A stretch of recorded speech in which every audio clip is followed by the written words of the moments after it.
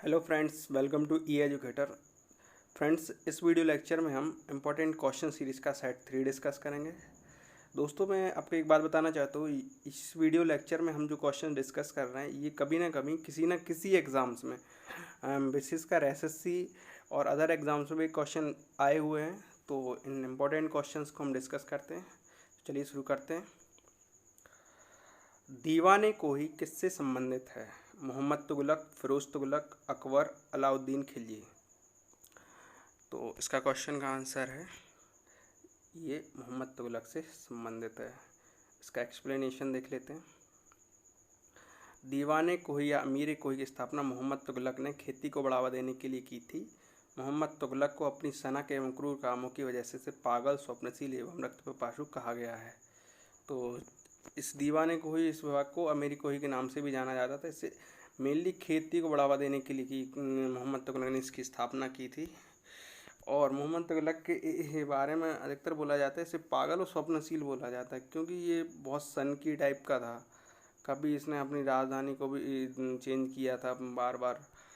तो इस तरीके से पागल, स्वप्नशील और रक्तपिपासु भी बोलते हैं, क्योंकि ये बहुत सनकी टाइप का राजा था। Next question. इबादत खाने का निर्माण किसने करवाया था? औरंगजेब, अलाउद्दीन खिलजी, अकबर, फिरोज तुगलक।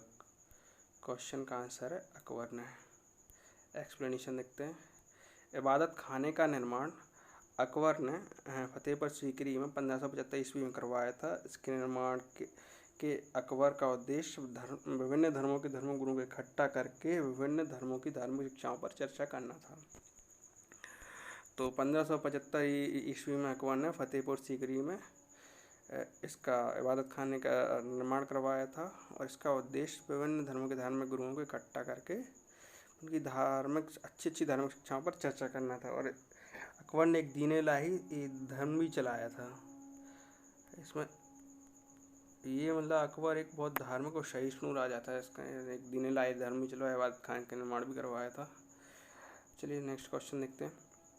चांदी का सिक्का रुपया किसने शुरू किया? बख्तियार खिलजी, अलाउद्दीन खिलजी, अकबर, शेरशाह।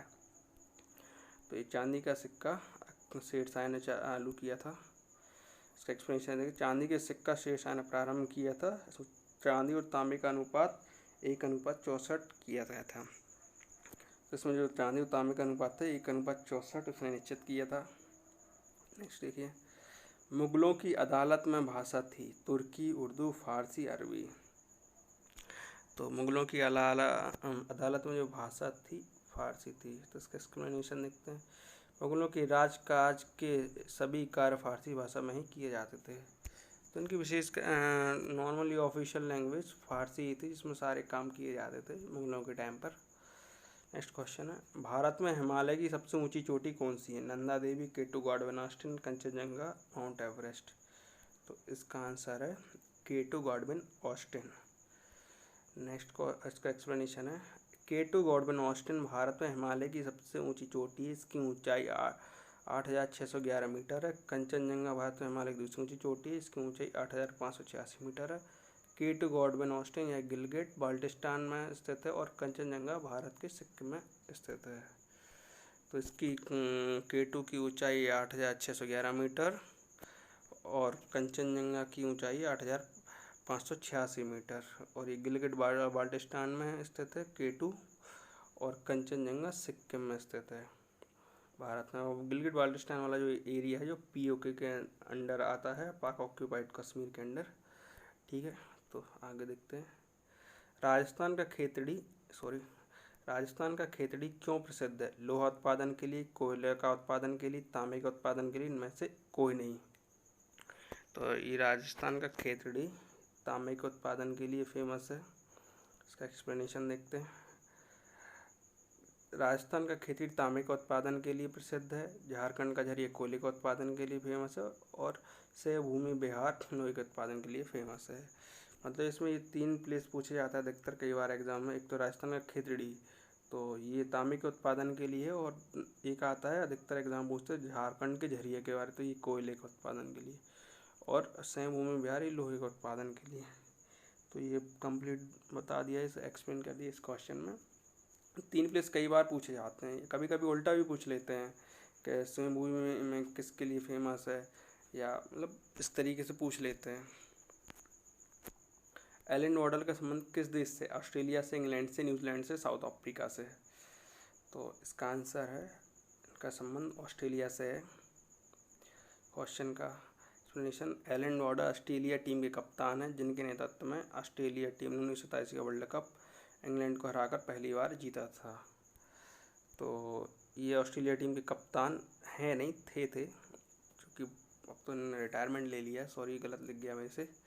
और इन्हें 1987 का जो वर्ल्ड कप था पहली बार ऑस्ट्रेलिया ने जीता था इंग्लैंड को हरा के। ठीक है, नेक्स्ट क्वेश्चन देखते हैं। पलमायरा का संबंध किस देश से? इराक से, ईरान से, सीरिया से, लीबिया से। सॉरी, इसका आंसर है सीरिया से संबंध है। इसका पढ़ते एक्सप्लेनेशन, पलमायरा यूनेस्को की विश्व विरासत की सूची में शामिल सीरिया का एक शहर है जिस पर इस्लामिक स्टेट के आतंकवादियों ने कब्जा कर लिया था। यह शहर अपने पवित्र मंदिरों एवं स्तंभों से सजी सड़कों के साथ 2000 वर्षों का इतिहास अपने में समेटे हुए है। तो ये यूनेस्को की वर्ल्ड हेरिटेज साइट है और इस पर इस्लामिक स्टेट के आतंकवादियों ने, जो ISI ने, इसने कब्जा कर लिया। तब तो इसे छुड़ा लिया गया है इस शहर को उनसे। और ये बहुत ही ऐतिहासिक शहर है जिसमें 2000 वर्षों का इतिहास ये अपने आप में समेटे हुए है। ठीक है, नेक्स्ट क्वेश्चन देखते हैं। India from Curzon to Nehru पुस्तक किसकी है? कुलदीप नैयर, दुर्गादास, नीरज सिंह चौधरी, जवाहरलाल नेहरू। तो इसका आंसर है, ये दुर्गादास जी की रचना है। इसका एक्सप्लेनेशन देखते हैं। India from Curzon to Nehru पुस्तक के लेखक दुर्गादास जी हैं और नीरज सिंह चौधरी के द्वारा 3 किताबें लिखी गई, a passage to England, autobiography of unknown Indian और हिंदुइज्म, इनकी फेमस बुक्स हैं। और जवाहरलाल नेहरू जी ने जो किताबें लिखी हैं वो है ए ग्लिम्पसेस ऑफ वर्ल्ड हिस्ट्री एवं डिस्कवरी ऑफ इंडिया, जिसमें से ये डिस्कवरी ऑफ इंडिया कई बार मैनी एग्जाम्स में पूछी गई है। ठीक है, तो दोस्तों नेक्स्ट क्वेश्चन देखते हैं। जामनी राय कौन थे? संगीतकार, चित्रकार, गीतकार, पत्रकार। तो इसका आंसर है, जामनी राय एक चित्रकार थे। Who is the tennis star to become world number 1 seed at the youngest age? वह कौन सी टेनिस स्टार थी जो सबसे कम उम्र में वर्ल्ड नंबर 1 बनी? Steffi Graf, Martina Hingis, Chris Evert, Serena Williams. तो इसका आंसर है मार्टिना हिंगिस। इसका एक्सप्लेनेशन देखते हैं। Martina Hingis, Swiss professional tennis player who became the youngest person in the open era to win a grand slam singles title and the youngest to be ranked world number 1। तो ये Martina Hingis एक Switzerland की player थी जिन्होंने सबसे कम उम्र में ओपन एरा मतलब सिंगल्स में ग्रैंड स्लैम जीता था। ठीक है, नेक्स्ट देखते हैं। विश्व मोहिनी क्या है? इंडिया की एक ब्यूटी क्वीन का नाम, एक इंडियन शिप का नाम, भारतीय नृत्य शैली पर एक प्रसिद्ध पुस्तक, इनमें से कोई नहीं। तो विश्व मोहिनी एक भारतीय नृत्य शैली पर एक प्रसिद्ध पुस्तक है। नेक्स्ट क्वेश्चन, ऑप्टिकल फाइबर की खोज किसने की थी? सैमुअल कोहन ने, नरेंद्र कपानी ने, पर्सी एल स्पेंसर ने, TH मईमाह ने। तो इसका आंसर है नरेंद्र कपानी ने। Explanation, optical fibre is being used to transfer data. In optical fibre the data is transmitted in the form of light and work on the principle of total internal reflection. तो ये optical cables में जो data है ये इनका use data transfer के लिए किया जाता है केबल्स का, और ये लाइट के फॉर्म में डेटा को ट्रांसफ़र होते हैं और ये वर्क करता है टोटल इंटरनल रिफ्लेक्शन पे।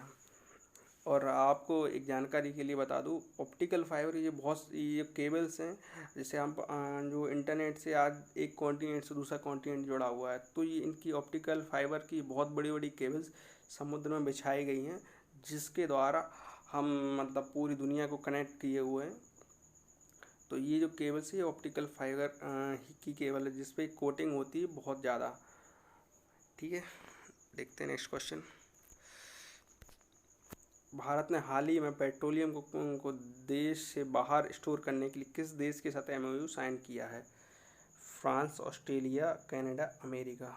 तो इसका आंसर है अमेरिका के द्वारा। इसका एक्सप्लेनेशन है, India and USA sign an MOU to develop strategic petroleum reserve. तो इंडिया ने यूएसए के साथ एक एमओयू साइन किया है जिससे भारत के भविष्य की ऊर्जा ज़रूरतों को पूरा करने के लिए एक पेट्रोलियम रिजर्व डेवलप करेगा यूएसए में, क्योंकि भारत के पास तो अभी पेट्रोलियम को स्टोर करने की इतनी कैपेसिटी तो है नहीं अभी, और यूएसए के पास बहुत ज़्यादा कैपेसिटी है। तो इंडिया ने एक एमओयू साइन कर लिया कि जिससे भारत अभी सबसे मतलब इंटरनेशनल मार्केट में अभी जो भी पेट्रोलियम क्रूड ऑयल के जो दाम है सबसे कम है, तो इंडिया अभी वो खरीदेगा और ये जो पेट्रोलियम क्रूड ऑयल है ये यूएसए में स्टोर करेगा। ठीक है।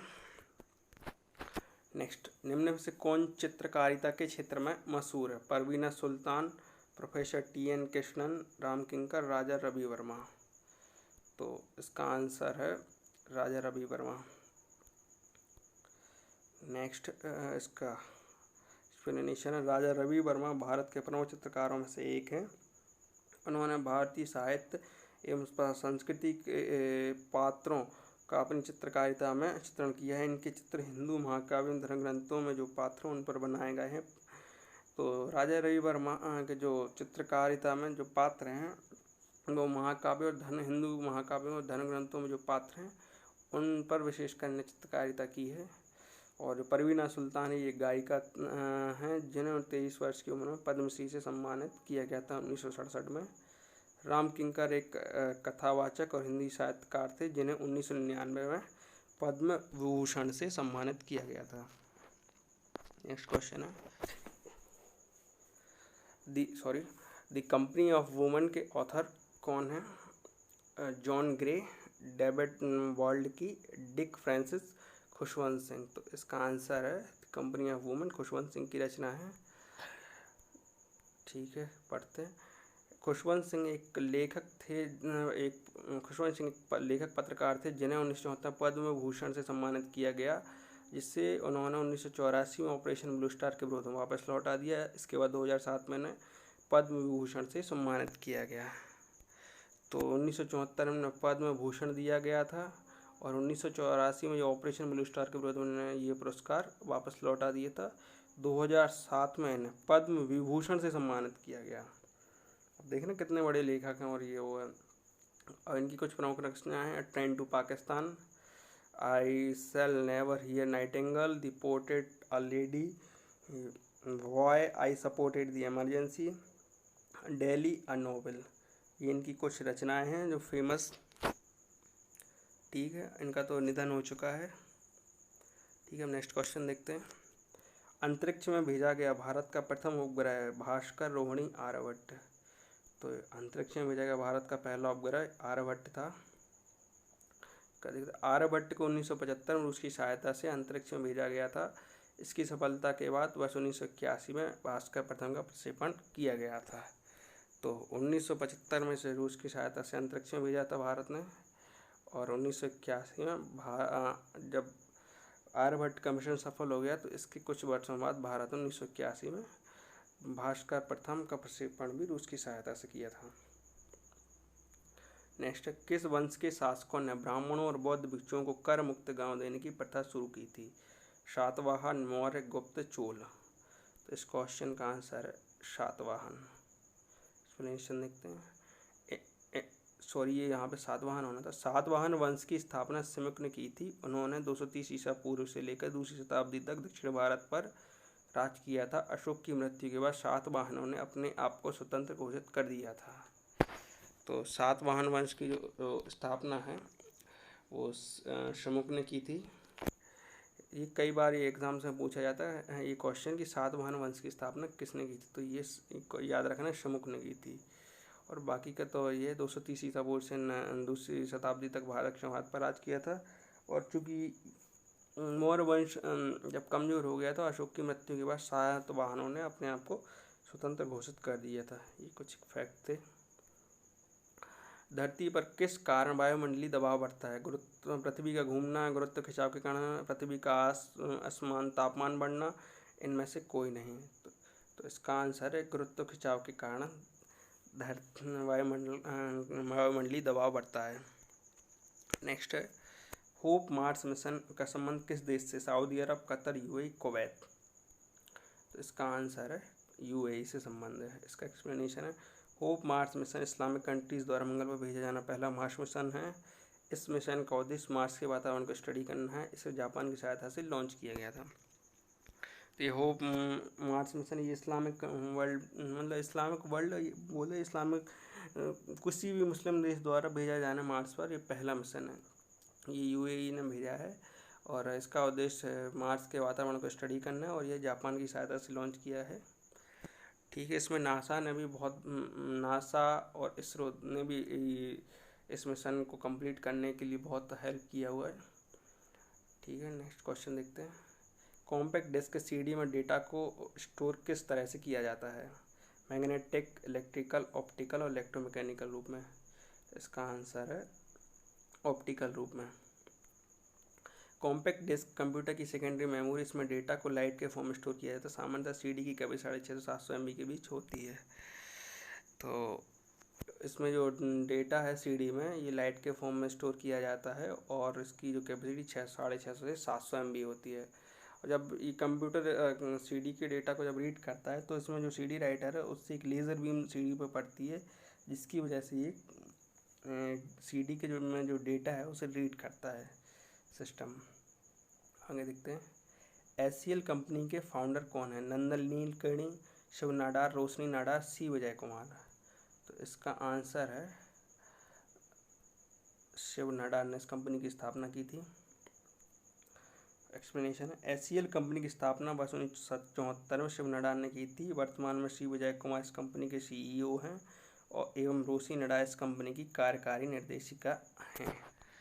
तो ये देखते देखते 1974 शिव नाडार ने स्थापना की थी और सी विजय कुमार जो कि इस कंपनी के अभी वर्तमान में CEO हैं और रोशनी नाडार, शिव नाडार की जो लड़की हैं, इस कंपनी की कार्यकारी निर्देशिका हैं। दोस्तों, आई होप आपको ये लेक्चर अच्छा लगा हो। यदि आपको ये लेक्चर अच्छा लगा हो तो इस वीडियो को लाइक करें और अपने दोस्तों में शेयर करना ना भूलें, जिससे हमें इस तरह की वीडियोस बनाने का मोटिवेशन मिलता रहता है। और यदि आप इस वीडियो से संबंधित कोई भी क्वेरी हो तो ये कमेंट बॉक्स में ज़रूर लिखें। तो दोस्तों, मिलते हैं नेक्स्ट वीडियो में। Thank you friends.